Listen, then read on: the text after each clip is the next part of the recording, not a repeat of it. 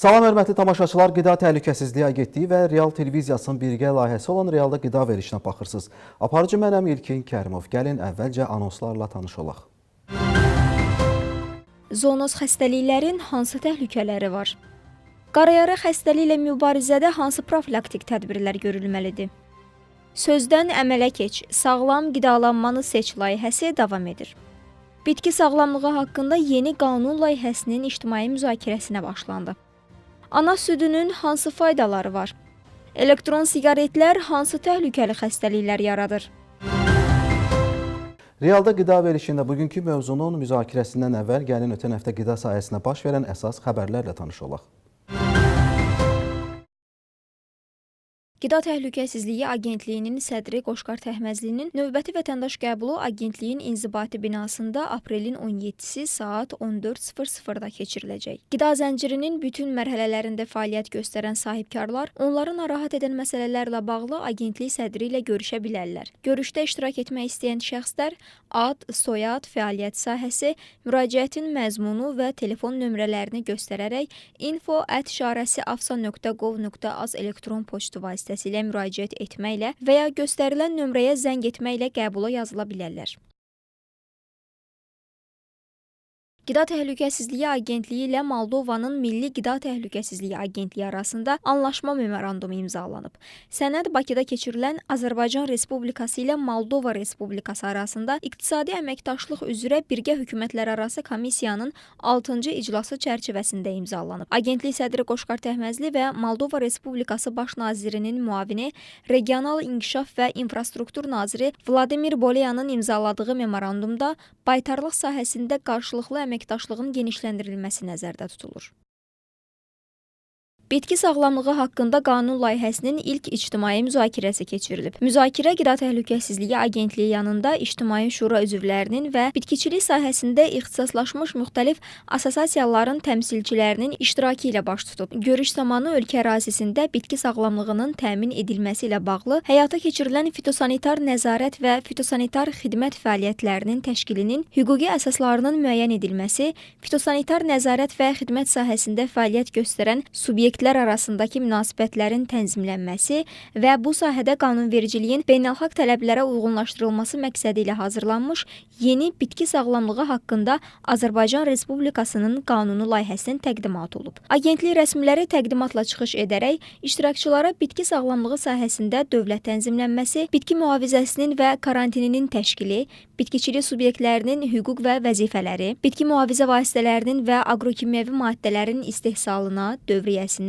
istifadəsinə dair tələblər, həmin məhsulların istehsalı və dövriyyəsi ilə məşğul olan obyektlərin qeydiyyatı, fitosanitar xidmətlər və layihədə nəzərdə tutulan digər məsələlər barədə geniş məlumat verib. Qeyd olunub ki, bitki sağlamlığı haqqında qanun 10 fəsil və 46 maddədən ibarətdir. Tədbirdə İctimai Şura üzvləri və assosiasiya üzvləri tərəfindən qanun layihəsi ilə bağlı fikir mübadiləsi aparılıb. Yeni qanunla bağlı maarifləndirmə işlərinə dəstəyin göstərilməsi və ictimaiyyətə zəruri tövsiyə və məlumatların verilməsinin vacibliyi diqqətə çatdırılıb. Yekunda layihənin daha geniş ictimai müzakirəsi tövsiyə olunub. Bitki sağlamlığı haqqında qanun layihəsi ilə agentliyin rəsmi saytında yerləşdirilmiş xüsusi bölmədən tanış olmaq mümkündür. Qida Təhlükəsizliyi Agentliyinin məktəblilər üçün kişmiş layihəsi davam edir. Layihədə iştirak etmək üçün Elm və Təhsil Nazirliyi tərəfindən 10 ümumi təhsil müəssisəsi seçilib. Layihə cəlb olunan 2400-ə yaxın ibtidai sinif şagirdinə həftədə bir dəfə olmaqla qablaşdırılmış paketlərdə kişmiş paylanacaq. Layihənin məqsədi şagirdlərdə sağlam qəlyanaltı vərdişlərini qazandırmaqdır. Layihə çərçivəsində kişmişin seçilməsi təsadüfi deyil. Belə ki, kişmişin tərkibində olan dəmir beyin funksiyalarını yaxşılaşdıran, sinir və sümük hüceyrələrini, eləcə də ürək döyüntülərini tənzimləyən, enerji qaynağı olmaqla yanaşı qanartırıcı xüsusiyyətlərə malik olan qida məhsuludur. Uşaqlarda anemiyaların qarşısının alınmasına köməklik göstərir. Əlavə olaraq, layihə çərçivəsində məktəblərdə sağlam, yetərli və balanslı qidalanma mövzusunda maarifləndirmə tədbirləri həyata keçiriləcək. Şagirdlərə sağlam qəlyanaltı vərdişlərinin qazandırılması və onların qəlyanaltıda təbii, sağlam qidalara üstünlük verməsi layihənin əsas gözləntisi hesab edilir. Nərimanov rayonunda yerləşən Monaliza Şadlıq Sarayında bir sıra ciddi nöqsanlar aşkarlanıb. Belə ki, Qida Təhlükəsizliyi Agentliyinin əməkdaşları tərəfindən Şadlıq Sarayının mətbəxinə və toy şənliyinin keçirildiyi zala baxış keçirilib. Bu zaman müxtəlif həcmdə aşkar saxtalaşdırma əlamətləri olan, kustar üsulla doldurulmuş, keyfiyyət və təhlükəsizliyinə dair sənədləri olmayan alkoqollu içkilər aşkarlanıb. Agentlik tərəfindən həmin içkilərin istehlaka təqdim edilməsinin qarşısı alınıb və məhsullardan nümunələr götürülərək təhlükəsizlik göstəricilərinin müəyyən edilməsi məqsədi ilə laborator müayinələrə cəlb olunub. Həmçinin yoxlama zamanı Şadlıq Sarayında yararlılıq müddəti bitmiş kolbasa məhsulu, üzərində etiket məlumatları və müvafiq sənədləri olmayan turşu və pendir məhsulları da aşkar edilib. Eyni zamanda qida obyektində sanitar texniki və sanitar gigiyenik tələblərin gözlənilmədiyi, isti yeməklərin hazırlandığı və quru məhsul anbarı sahələrində tavanın tamlığının pozulduğu, doğrama lövhələrinin təmizlənmədiyi, işçi heyətinin soyunub geyinmə otağı ilə təmin ediləcəyi və gigiyenik təlimlərə cəlb olunmadığı məlum olub. Faktla bağlı sahibkar barəsində inzibati protokol tərtib edilib və nöqsanların aradan qaldırılması ilə bağlı icrası məcburi göstərişlər verilib. Qeyd edək ki, agentlik tərəfindən araşdırmalar davam etdirilir. Hörmətli tamaşaçılar, Realda qida verilişinin bugünkü buraxılışında biz zoonoz xəstəliklərdən danışırıq. Mövzunu studiyanın qonağı ilə müzakirə edəcəyik. Mənim qonağım Qida Təhlükəsizliyi İnstitutunun Mərkəzi Baytarlıq Laboratoriyasının müdiri Aytən xanım Hacıyevadır. Salam edirəm sizə, xoş gəlmisiniz. Salam, xoş gördük.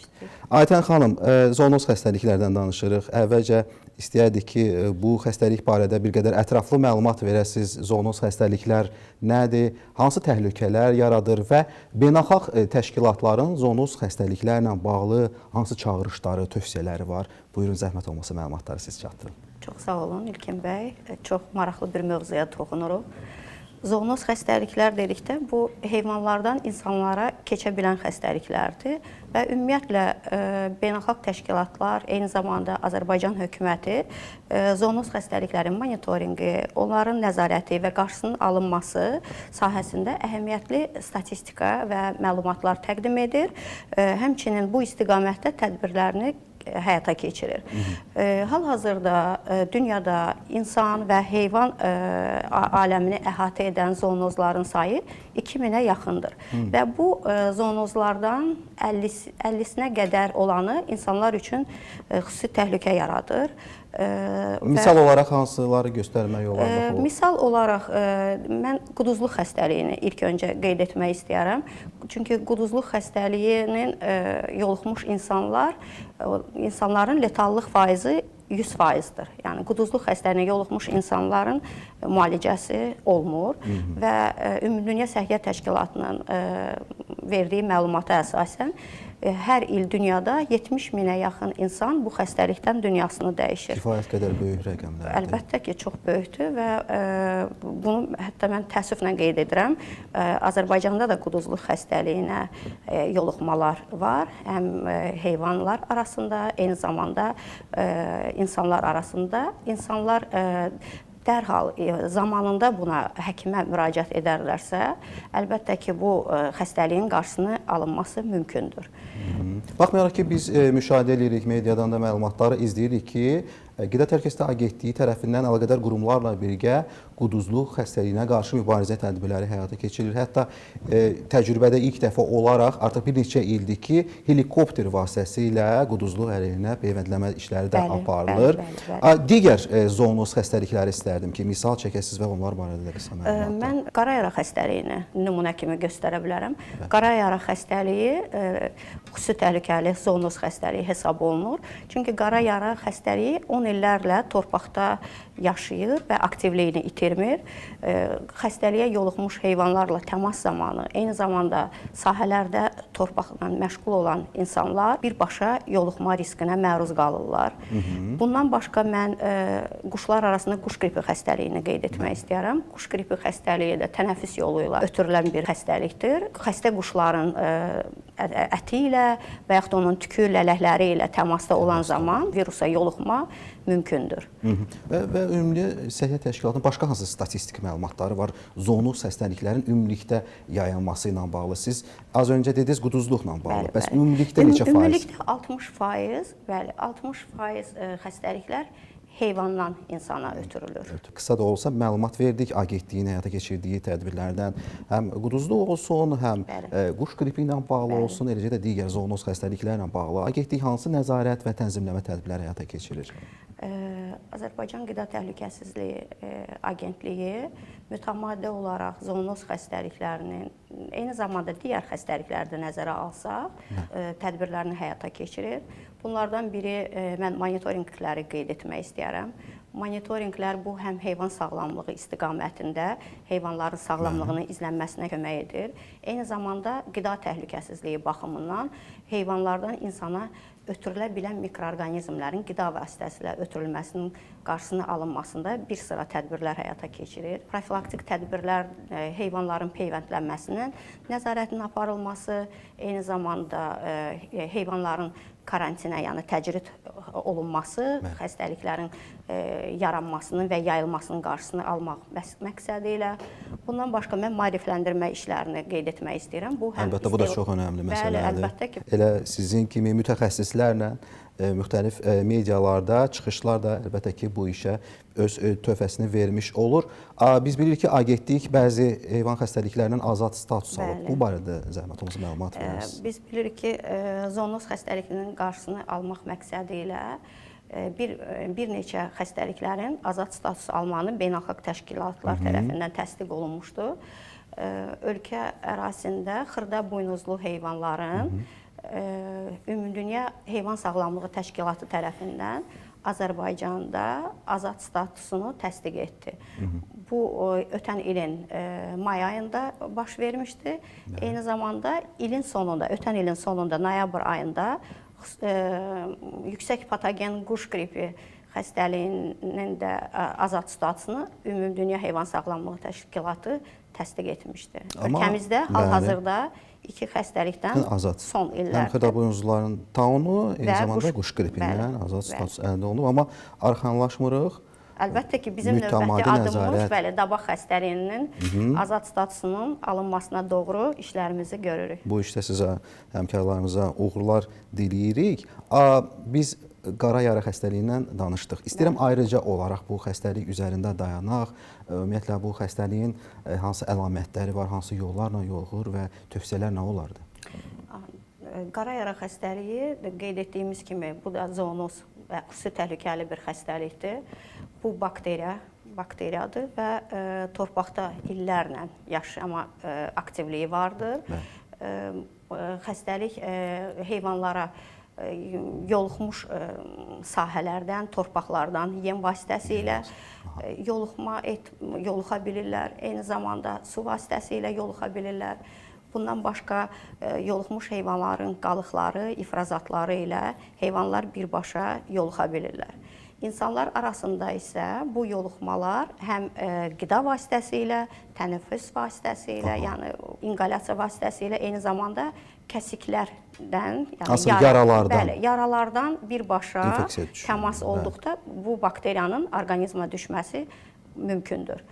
Mübarizə tədbirləri necə aparılmalıdır? Mübarizə tədbirləri əlbəttə ki, biz yenə qeyd edəcəyik ki, heyvanlar mütəmadi olaraq peyvəndlənməlidir. Heyvanlarla təmas qaydalarına biz belə əməl etməliyik. Qara yarada bütün bədən dəliklərindən qanın axmasıdır və bu qanın axmasının laxtalanmaması da görünür. Eyni zamanda təngi nəfəslik hiss olunur heyvanlarda, yüksək hərarət. Eyni zamanda ölümə yaxınlaşdıqda, çünki qara yarada bilirsiniz ki, bunun müalicəsi o qədər də təsirli deyil. Baxmayaraq ki, peyvənd olunur. Bəli, keçir və o qısa zaman olduğu üçün heyvanlar demək olar ki, qara yaradan tələf olurlar və tələf olmuş heyvanı da yarılması qəti qadağandır. Yəni, heyvan tələf olursa, qara yaradan şübhə varsa, onun yarılıb hansısa bir nümunəsini götürüb laboratoriyaya göndərilməsi də tövsiyə olunmur. Məhv etməsi də həmin heyvanlar dərin quyuya, ərazidən uzaq bir yerlərdə yandırılaraq bastırılır. Bəs insanlar? Ətraf dezinfeksiya olunur. Dezinfeksiya olunur. İnsanlar əgər onda hər hansı bir şübhələr olarsa qara yaraya yoluxma, onlar ilk olaraq yəqin ki, həkimə müraciət etməlidir. Mütləq. Və onlara mütləq. hər hansı Həmin peyvənd ərazi vəsaitə ümumiyyətlə olmalıdırmı? bəli, karantinə alınır. Əgər təsadüfətdə bir hadisə belə baş versə, artıq bu alovlanma sayılır. O zaman həmin ərazi karantinə götürülür, dezinfeksiya işləri aparılır, tələf olmuş heyvanlar uzaq bir yerdə, müəyyən olunmuş bir yerdə dezinfeksiya olunaraq, yandırılaraq bastırılır. Əlbəttə ki, bütün xəstəliklərlə bağlı ilkin diaqnozu yalnız laborator analizlərin nəticəsində biz əldə edə bilərik. Bax, bu baxımdan Qida Təhlükəsizliyi İnstitutunun laboratoriyaların imkanları barədə zəhmət olmasa məlumat verin. Müayinələr hansı metodlarla həyata keçirilir? Qeyd etmək istərdim ki, heyvan sağlamlığı istiqamətində biri mərkəzdə və 7 regionda olmaqla 8 stasionar laboratoriyamız fəaliyyət göstərir. Həmin laboratoriyalar bütün lazımi avadanlıqlarla təchiz olunmuşdur. İstər qara yara olsun, istər digər xəstəliklər olsun, bütün müayinələrin standartlara cavab verən şəkildə həyata keçirilməsi mümkündür. Bundan başqa bizim bilirsiniz ki, Səhra mobil laboratoriyamız da mövcuddur. Çadır tipli. Çadır tipli, bəli. Biz həmin çadırlarda Ucqar kənddə olsun, yəni Ucqar bir rayonda olsun. Tutaq ki, hansısa bir xəstəlik ocağı aşkar edilirsə, dərhal orada bəli, yerində qısa zamanda operativ şəkildə quraşdırılır. Bizim çevik dəstəmiz mövcuddur. Bütün ləvazimatlar, bütün avadanlıqlar hər biri hazır vəziyyətdədir. Çatdırmaq istədiyiniz hər hansı bir mesaj varsa, tövsiyə varsa, zəhmət olmasa, ümumilikdə lap deyək ki, zoonoz xəstəliklərlə bağlı və bununla da söhbəti yekunlaşdıraq. Zoonoz xəstəliklərdən danışdıq ki, bu heyvanlardan insanlara keçir. Tövsiyəm o olar ki, ən başlıca heyvanlarımızı peyvəndləyək. Peyvəndlər insanları xəstəliklərə yoluxmadan qoruyur, riski minimallaşdırır. Bundan başqa baytar sanitariya qaydalarına riayət edək. Baytar nəzarəti olmadan məhsulların istehlakına yox deyək. Bəli, elə bax bizim söhbətin əvvəlində qeyd etdiyimiz məsələlər heyvandan insana, insana heyvana keçə bilən xəstəliklər. Bütün bunlar onu göstərir ki, baytarlıq nəzarəti olmadan elə ət məhsulları olsun, onların istehlakı, baytarlıq nəzarəti bir daha xatırladır ki, həkim nəzarəti olmadan istehlakı da tövsiyə olunmur. Buradan elə bir daha istehlakçılara da müraciət edək. Təşəkkürlər. Çox sağ olun. Gəldi studiyaya, maraqlı söhbət etdik. Düşünürəm ki, hörmətli tamaşaçılar, realda qida verilişinin bugünkü buraxılışında biz zoonoz xəstəliklərdən danışırdıq. Mənim qonağım Qida Təhlükəsizliyi İnstitutunun Mərkəzi Baytarlıq Laboratoriyasının müdiri Aytən xanım Hacıyeva idi. Elektron siqaretlərin fiziki sağlamlığa zərərləri ilə yanaşı psixoloji təsirləri də var. Veyplərdə istifadə olunan mayenin əksəriyyətinin əsas tərkib hissəsi nikotindir. Nikotin mərkəzi sinir sisteminə təsir edərək beyində dopamin kimi xoşbəxtlik hormonu artmasına səbəb olur. Bu proses müvəqqəti rahatlıq hissi yaratsa da, uzun müddətli istifadədə asıllıq, artan təşviş və depressiya kimi psixoloji problemlərə yol açır. Xüsusilə yeniyetmələr üçün bu risk daha yüksəkdir. Çünki onların inkişaf etməkdə olan beyinlərinə zərər verə bilər. Rəsmi araşdırmalar göstərir ki, gənc yaşda nikotinə məruz qalma gələcəkdə psixoloji problemlərin yaranması riskini artırır. Eyni zamanda veb istifadəçiləri arasında sosial təcrid və emosional disbalans da müşahidə olunur. Bu isə gənclərin gündəlik həyat keyfiyyətinə və emosional stabilliyinə mənfi təsir göstərir. Sağlam həyat tərzinə qorumaq üçün elektron siqaretlərdən uzaq durmaq və bu barədə ətrafınızdakıları məlumatlandırmaq olduqca vacibdir. Gəncliyimizi buxar etməyək, hər nəfəsdə ziyan çəkməyək. Realda qida davam edir. Əvəz olunmaz qida ana südünün faydaları barədə bir sujetimiz var. Gəlin izləyək. Sözdən əmələ keç, sağlam qidalanmanı seç layihəsinin ilk mövzusu körpənin həyatında mühüm yer tutan və ilk qida olaraq qəbul etdiyi ana südüdür.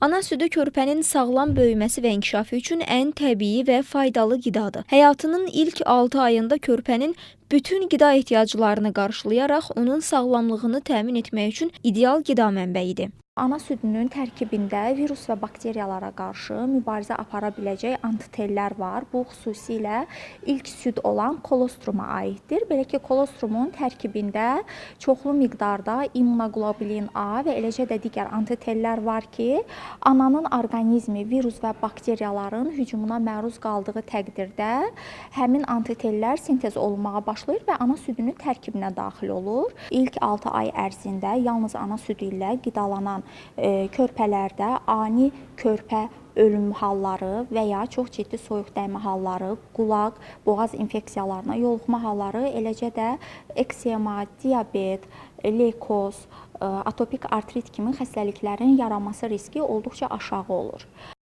Təbii və zəngin tərkibi sayəsində ana südü başqa heç bir qida ilə müqayisə oluna bilməz.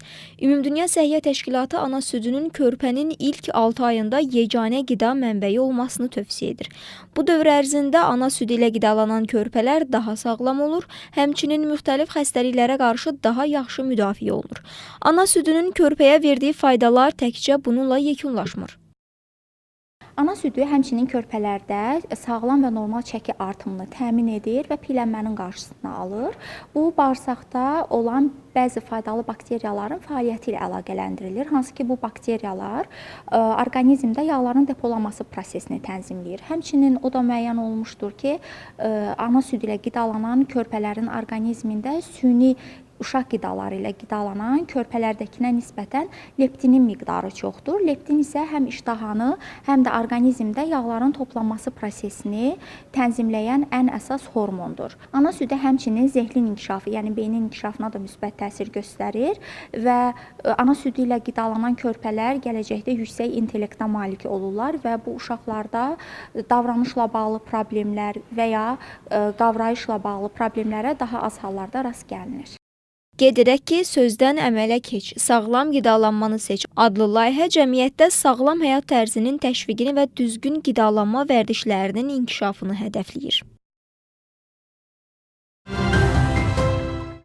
Sözdən əmələ keç, sağlam qidalanmanı seç layihəsi çərçivəsində tanınmış influencerlər, ekspertlər, qida mütəxəssisləri Qida Təhlükəsizliyi İnstitutunun laboratoriyalarının fəaliyyəti ilə tanış olublar. Bu barədə də bir reportajımız var, izləyirik.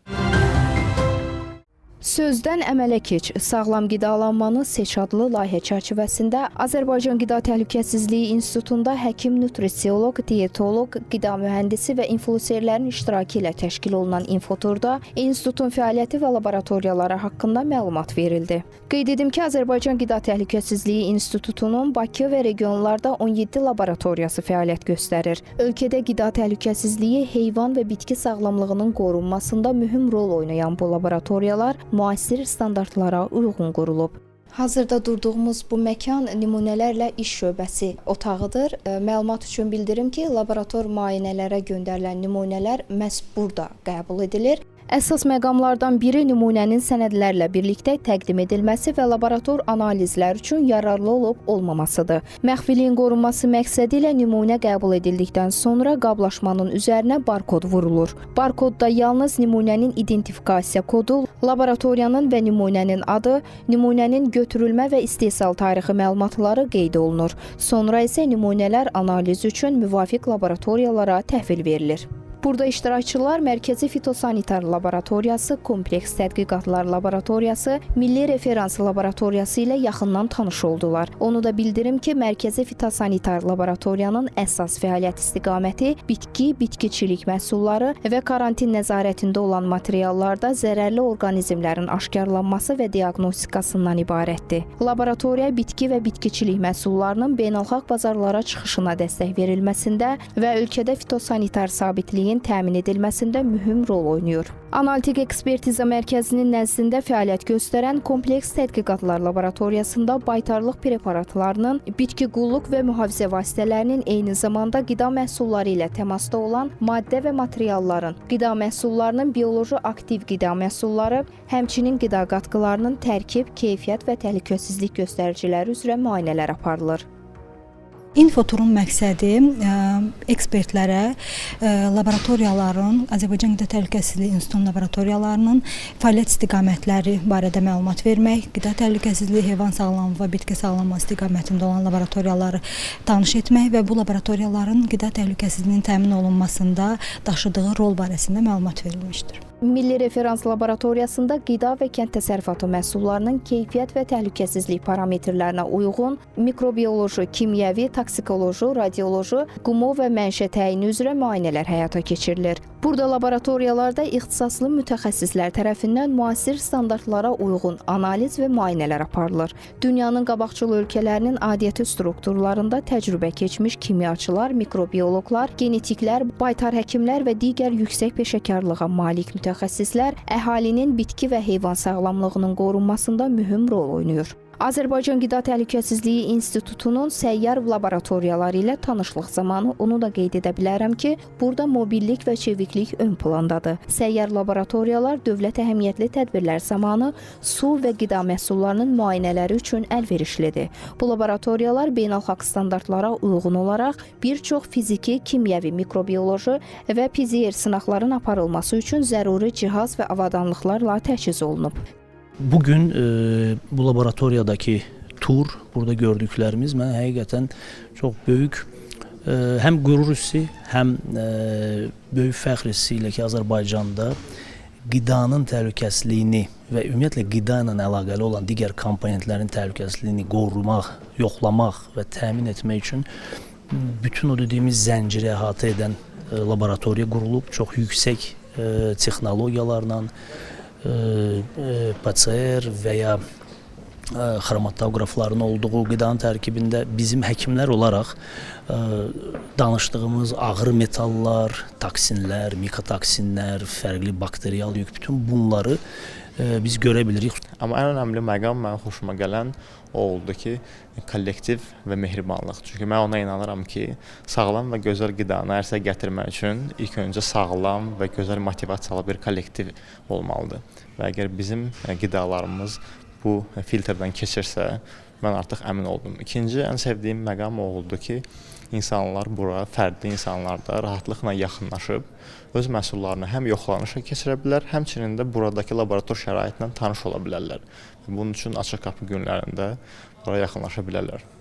Qeyd edək ki, sözdən əmələ keç, sağlam qidalanmanı seç adlı layihə Qida Təhlükəsizliyi Agentliyi və BMT-nin Ərzaq və Kənd Təsərrüfatı Təşkilatı, Ümumdünya Səhiyyə Təşkilatı, Nutrisiologiya və Dietologiya Assosiasiyası ilə birgə reallaşdırılır.